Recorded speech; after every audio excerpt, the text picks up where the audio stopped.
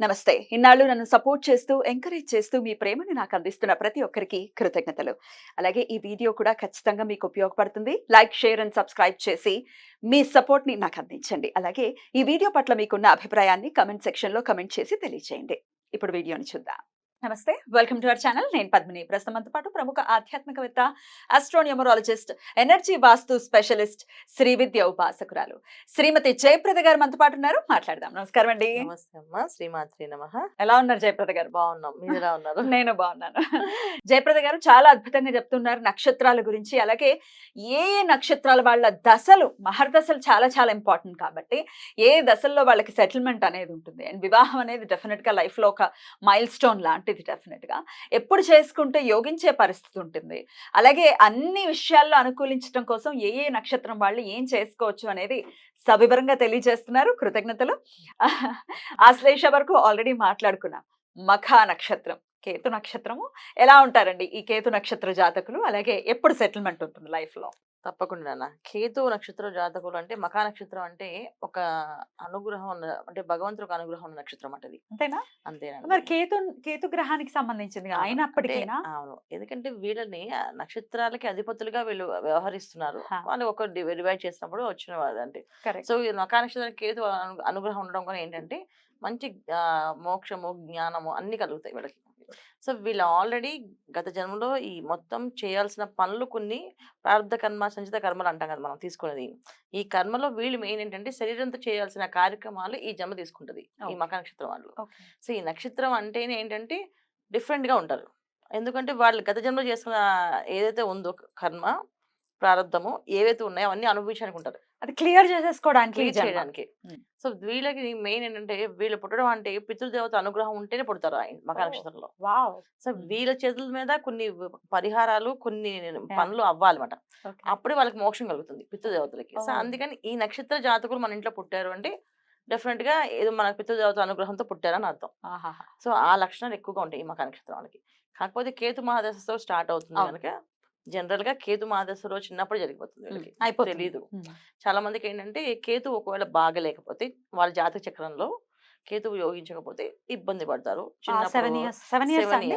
ఉమ్. 7 ఉమ్. Years ఇబ్బంది పడతారు, కొంతమంది ఉమ్. 2 ఇయర్స్, కొంతమంది 1 ఇయర్ 6 months అలా. పాదాలని బట్టి. సో పాదాలు బట్టి మారిపోతుంది. ఓకే. మారినప్పుడు ఏంటంటే ఆ డిఫరెన్సెస్, కొంతమంది బక్కగా వీక్ గా పుట్టడం కూడా జరుగుతుంది. ఉమ్. మఖ నక్షత్రం పుట్టినప్పుడు చాలా వీక్ గా ఉంటుంది, తర్వాత పెరిగే కొద్దీ వాళ్ళ మంచి పర్సనాలిటీ బాగుంటుంది. ఓ. కానీ పుట్టినప్పుడు కొంచెం భయపడతాం, ఇంత ఉమ్. ఇంత తక్కువ పుట్టారంటే. కొంతమంది 2 kgs 2 లోపు కూడా పుట్టే పిల్లలు కూడా ఉంటారు ఈ మఖ నక్షత్రం వాళ్ళు. అయ్యో. కానీ ఆయన హెల్దీ బేబీసే, ఉమ్. ప్రాబ్లం ఏం లేదు. కాకపోతే ఏంటంటే నక్షత్ర దశలో వీళ్ళకి ఏంటంటే తెలుసుకోవాల్సిన విషయం ఏంటంటే వీళ్ళకి మెయిన్ జాతకం బాగుండాలి. ఉమ్. జాతకం బాగాలేకపోతే కేతు మహాదశ తర్వాత వచ్చేది వీళ్ళకి శుక్ర మహాదశ.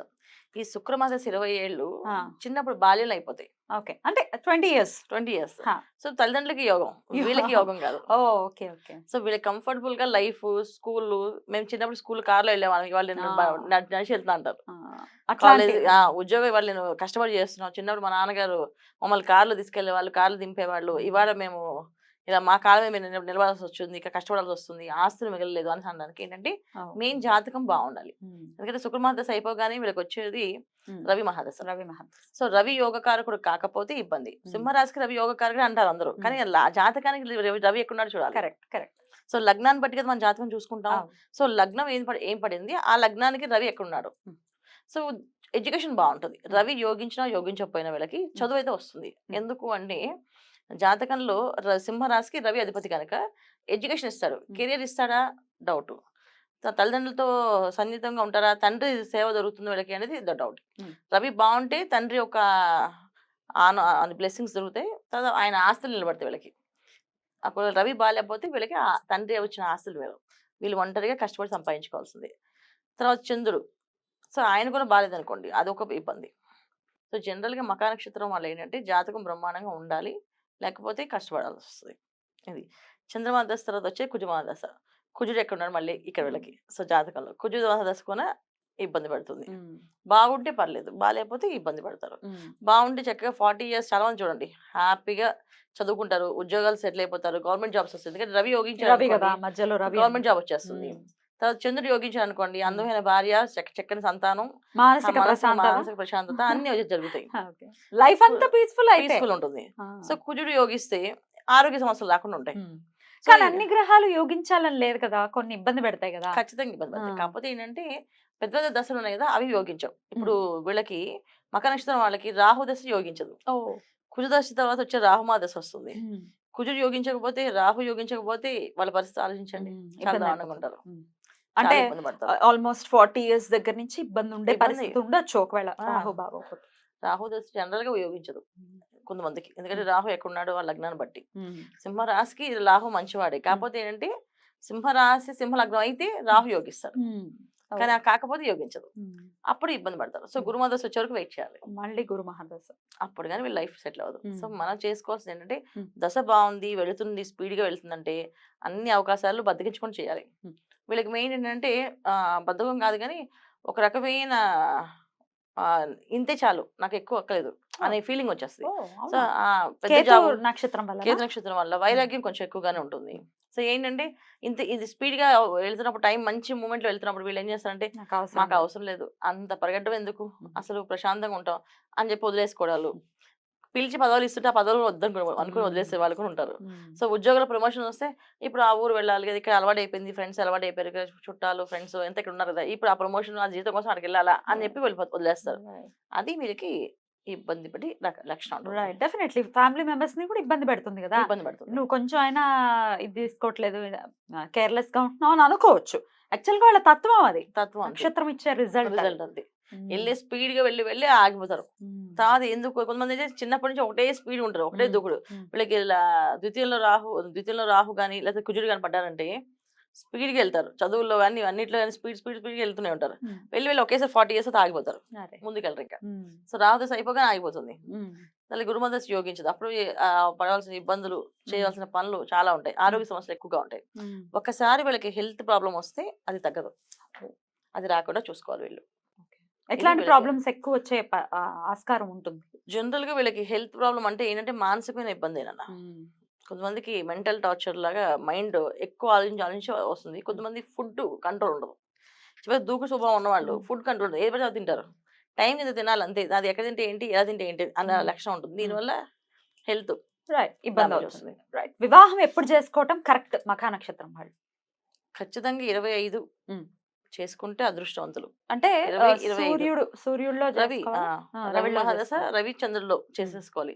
ఎందుకంటే రవిలో మనకి రవి దశ యోగించకపోతే చంద్రుల్లో శని భగవాన్ వచ్చినప్పుడు యోగిస్తుంది, చంద్రుల్లో శని యోగిస్తాడు. సో అప్పుడు వీళ్ళు వివాహం చేసేసుకుంటే కరెక్ట్ అయిన అమ్మాయి కరెక్ట్ అయిన అబ్బాయి వస్తారు.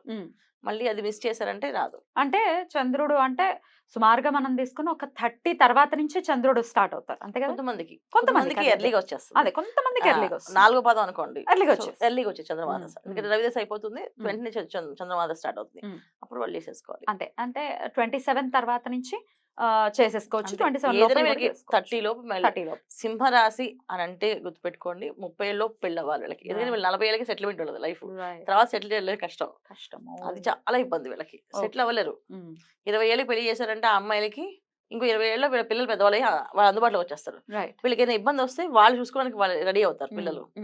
కానీ చెయ్యకపోతే ఇక వీళ్ళకి పెళ్లిళ్ళు అవ్వడం కష్టం, వీళ్ళకి పిల్లలు పుట్టడం కష్టం అవుతాయి, ఇది ఇబ్బంది. రైట్. నిత్యం జీవితాంతం కూడా వీళ్ళు ఎవరు ఆరాధన చేసుకోవాలండి? ఖచ్చితంగా గణపతి ఆరాధన చేసుకోవాలన్న. సో గణపతిని ఆరాధించడం వల్ల, గణపతి పూజ చేయడం వల్ల, సంకటహర చతుర్థి రోజున ఉపవాసం ఉండడం వల్ల వీళ్ళు మంచిగా అన్ని పనుల్లో విజయవంతం సాధిస్తారు. ఎట్లాంటి విఘ్నాలు ఉండవు, ఎటువంటి విఘ్నాలు ఉండవు. చిన్నప్పటి నుంచి అలవాటు చేసుకోవాలి పిల్లలకి. చిన్నప్పటి నుంచే మఖా నక్షత్రం పిల్లలు అంటే రోజు గణపతికి షోడశ నామాలతో పూజ చేపించి నేర్పిస్తే ఇంకా గణపతి వాళ్ళతో చక్కగా అన్ని పనులు చేపిస్తాడు, ఏ ఇబ్బంది లేకుండా. ఇది చేయాలి. అద్భుతం అండి, చాలా చాలా బ్యూటిఫుల్ గా ఎక్స్ప్లెయిన్ చేశారు. డెఫినెట్ గా ఒకవేళ మఖా నక్షత్ర జాతకుల పిల్లలు గనక ఉంటే వాళ్ళకి ఒక క్లారిటీ ఉంటుంది ఎప్పుడు చేయాలి ఏంటి అనేది.